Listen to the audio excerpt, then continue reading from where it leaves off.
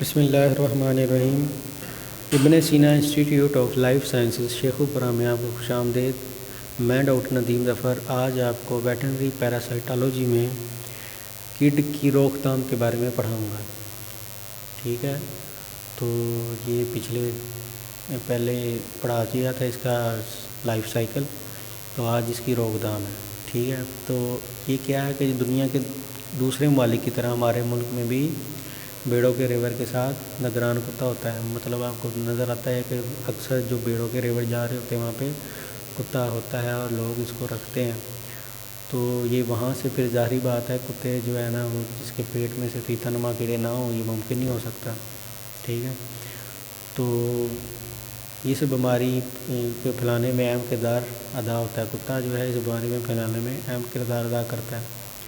تو اس وجہ سے جو ہے نا کتوں کو گاہے بگاہے ایسی ادویات پلائی جائیں جو پیٹ میں موجود اس کیڑوں کو تلف کر دیں۔ کون سے؟ گڈ، ٹھیک ہے، فیتا نما جو ہوتے ہیں۔ تو دوائیاں کون سی ہے جی؟ یہ فیتا نما کیڑوں کو تلف کرنے والی چند مفید دوائیاں یہ ہے جی، ڈائکلورفین ہے اور دوسری ہے نکلوسامائڈ، ٹھیک ہے۔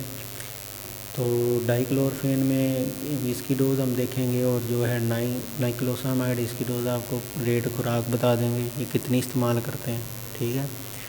تو ڈکلوروفین جو ہے اس میں شرح جو خوراک ہے نا 200 ملی گرام ہے، مطلب 200 سے مراد 200 mg پر kg باڈی ویٹ، مطلب انگلش میں نے بتا دیا آپ کو کہ 200 mg لگانی ہے اگر 1 kg کا 1 کلو گرام کا جانور ہے، ٹھیک ہے۔ تو یہ دوائی کیا ہے؟ یہ مطلب دوائی کتوں، بیڑوں اور بلیوں سب جتنے بھی ہیں ان کے کیڑوں کے لیے یکساں مفید ہے۔ اور اگر جب یہ دے دی جاتی ہے تو جو فیتا نما جو کیڑا ہے نا وہ صحیح سلامت حالت میں نہیں نکلتے، بلکہ وہ مردہ حالت میں فاضل کے ساتھ باہر تحلیل ہو کے نکل جاتے ہیں، ٹھیک ہے۔ تو اس لیے جو ہے یہ دوائی کے ساتھ نہ تو کوئی پرہیز ضروری ہے اور نہ ہی دوا سے پہلے کوئی جلاب یا ادویہ دینی پڑتی ہے، ٹھیک ہے۔ اگلی ہے جی نکلوسامائڈ، تو یہ 75 ملی گرام، مطلب 75 ملی گرام 1 kg 1 کلو گرام کا اگر جانور ہے تو اس کو 75 ملی گرام دینی ہے۔ اگر مثال کے طور پر 500 کلو گرام کا جسمانی وزن ہے کسی کا، ٹھیک ہے، تو اس کو ایک گولی ملتی ہے 500 ملی گرام کی، تو وہ آپ اس کو دے سکتے ہیں۔ اور دوسری ایک اور اس میں اہم بات ہے، اگر اس 500 ملی گرام سے زیادہ اگر گولی دی جائے، مطلب 500 ملی گرام فی kg کے وزن سے زیادہ بڑھا دیا جائے اس شرح خوراک کو، تو ایک اور جو فیتا نما کیڑا ہے جس کو کہتے ہیں اکائنوکوکس گرینولوسس، ٹھیک ہے، تو یہ بھی اس کے ساتھ مر جاتا ہے، تلف ہو جاتا ہے، ٹھیک ہو گیا۔ اب کیا ہے جی، یہ احتیاط ہے، کچھ لکھا ہوا ہے کہ اس ادویات سے کسی ایک دوسرے کے فوراً بعد کتے کو مناسب جگہ پر 1-2 دن بند کر دیا جائے۔